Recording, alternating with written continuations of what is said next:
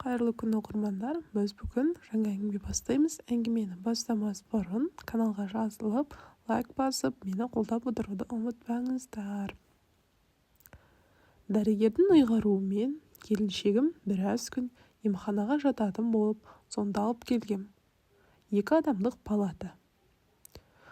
Көрші төсекте бір апа ұйықтап жатыр екен. Оятып жібермейік деп, аяғымыздың ұшымен басып орналастық. Келіншегім үйден әкелген тіске басарынан дастархан дайындап жіберді. Апаға амандасып, шай ішіңіз деп едім. Өзінің де басының шай сақинасы ұстап жатса керек. Ширақ қозғалды. Түйекөз кесемен 2 кесе ыстық шайды ылдилатқаннан кейін, апаның құрыс-тұрысы жазылып, тершіп сала берді. Әжімін бойлаған жылтыр жібектерін әр жерінен үзе отырып әңгіме бастады. Әңгіме бастағанда жай бастаған жоқ. Менің руымды сұрап, табынмын дегенімде орнынан атып тұрып түрегеліп, ойбай-ай, төркінім екенсің ғой деп еміреніп, маңдайымнан иіскеді. Туған бауыры демей-ақ қояйын. Көп жыл көрмеген, туысқан бауырын көргенде толқыды. Айналасына немқұрайлы, нәумес қарайтын қала мінезінен бе аздап таңырқап отырмын. Төркінімді сағынып көп зарыққан адаммын, шырағым. Соғыстың алды, еңбекте жүрген жас қыз едім. Қыз бұзбала жиылысындағы бір кеште еңгезердей бір жігіт алып қашқанда да алысқа алып кетті. Сырдың бойынан, шудың бойына бір-ақ келіппіз. Күйеуім үйінде ауру анасы, кереге қармап жатқан су қараңғы әкесі бар жалғыз жігіт. Жағдайы ауыр енді. Қолдарында мал сұлы бар дегенмен, отырған жерлері де қолайсыз. Ауылдан тым жырақ. Жалғыз үй отырады. Бардым да, таусылып бітпес шаруа, арылып бітпес азапқа белшемнен баттым да кеттім. Азап деп отырғаным жай тұрмыстың күйбеңі емес. Ай өтер-өтпес соғыс басталып кетті ғой. Күйеуімді майданға алып кетті. Бүкіл шаруа маған қалды. Оның үстіне айтсам ба, айтпасам ба, енем өте қиын адам болды. Ақыл-есі кішкене ауытқыған адам. Ала таңнан қара кешке дейін мені қарғайды. Орыс-герман соғысын менен көреді. Сен келгелі пәле қаптады. Жалғыз ұлымның 1000 қыздың ішінен сені тапқанын қарашы. Тіпті кейде, әй үйіңе қашан кетесің, кетсеңші деп тілін безейді. Ал атамның көзі соқыр болса да, көкірегі даңғыл еді.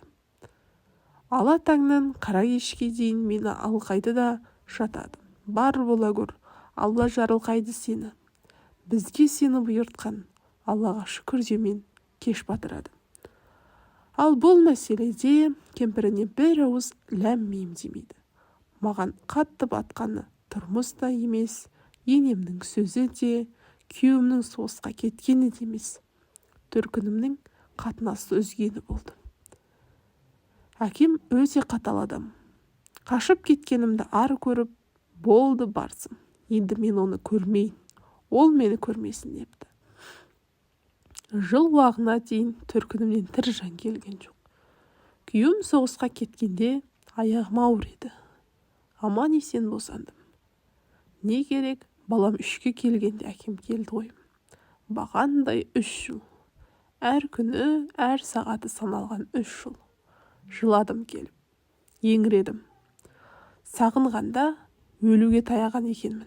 Рас айтам, өлуге таяппын. Әкем менің тұрмысымды көріп шошыдым. Аяды бір жерінен. Бір апта жатып көмектесті. Басқа шаруаны қойғанда, қоралы қойға құдықтан су тартып суарамын. Әкем келгенде тылға тың күш келгендей, сағынышым өз алдына шаршағанымды сонда білдім. Босаңсығаннан ба, орнымнан кейде 2-3 ұмтылып тұрам. Әкем кетерден бұрын жанына жатқызып, ауыл жақтан әңгімелерін айтты. Басымды тізесіне қойды. Жасыратын несі бар. Орамалымды сырып, шашымның арасынан сірке қарады. Мінезі қатал адам деп айттым ғой. Басымның сіркесін сығып отырғанда шашымның түбі жып-жылы болып суланғанын сездім. Ішім удай ашыды. Еркелегенім бе, күйінгенім бе білмеймін. Солқылдап жылап жібердім. Әкем де, бірақ ол үнсіз, қатып қалыпты. Екі көзінен аққан сора таудан жылап ағып жатқан қардың суық секілді. Әжімдерін қуалап, жүзін шайып кетті. Бір кезде әкем маған бұрылып, бажайлап қарады да: «Қызым, сенің маған әке кетсек кеттік деген бір ауыз сөзің ғана керек. Бұл жерде өлсең көметін біреу бар ма өзі? Балаңды ертіп жүр болды» деп орнынан тұрды. Қандай ауыр. Тұла бойы тұңғышы маған 3 жыл бойы ат ізін салмаған қаталдық, одан кейін көрмеймін деген сөзінен кейін қайтқан әкелік жүректі енді қатайтсам не болмақ? Ол 3 жыл оңайға соқпағанын, сөзін жұтып іздеп келу де оңайға соқпағанын біліп, құмығып, жылап қалдым. Аузын ашып бірдеңе айту өте қиын. Көз алдымда ата-енем, әкемнің қаусаған кемпір мен шал аштан өлген көп қазақтың бірі болады да деп ойлап тұрғанын іштей-ақ сезіп тұрмын. Оның тұла бойында тіпті сөз сөйтіп айтып тұрғандай анық ұқтым. «Жоқ, әкем, сіз бара беріңіз. Ел қызын ұзатып, қалың алып жатқанда, қызың қашып кетіп, қара бет болғаныңда жетер. Енді қайтып барып қалған абыройымды төкпеймін. Келдіңіз, рахмет, сол жетеді. Сұрағандарға жақсы екен дей салыңыз. Менің жайымды біреу келіп, біреу көре ме? Аштан өле қоймаспын». Әкем жауап қатқан жоқ. 2 күн көмектесіп, ауылға қайтты. Мұның бәрін бекер айтып отырған жоқпын, шырағым, дейді апамыз. Рас, бекер айтып отырған жоқ. Әңгіме арасында келіншегім сарқын төкпекке сыртқа шыға қалып еді. Апамыз: «Тұра тұр, тыңдасын ана балада» деп әңгімені үзе қойды. Ары қарай қайта жалғайды. Әкем кетсе күйеуім келді. Қуанып қалып ек, ұзаққа бармады. Жарақаты денеде ғана емес, ақыл есіне де әсер етіпті. Арақты суша сіміреді екен.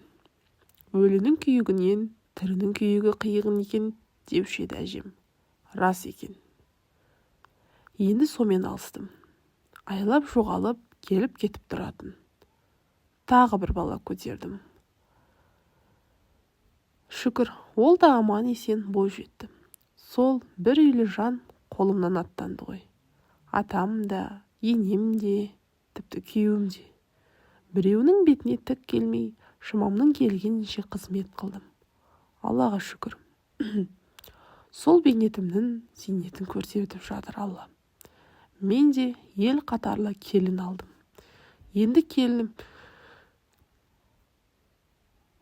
келін болғанда мың шүкір, табаным алақанын тосады.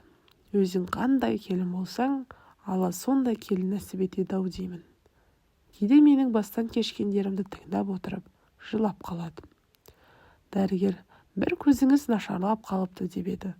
Ұл мен келінім қолдай-аққа тұрмай кетті. Қанша жасым қалды. Ендігі қалған ғұмырыма бір көзім де жетеді ғой десем, көнбейді. Бір күн болса да дүниенің жарығын анық көріп отырыңыз деп, мал пұлдарын сатып осында келді қарақтарым. Бір жаққа кетіп еді. Қазір ұшып жетер біреу деді. Солай қарағым.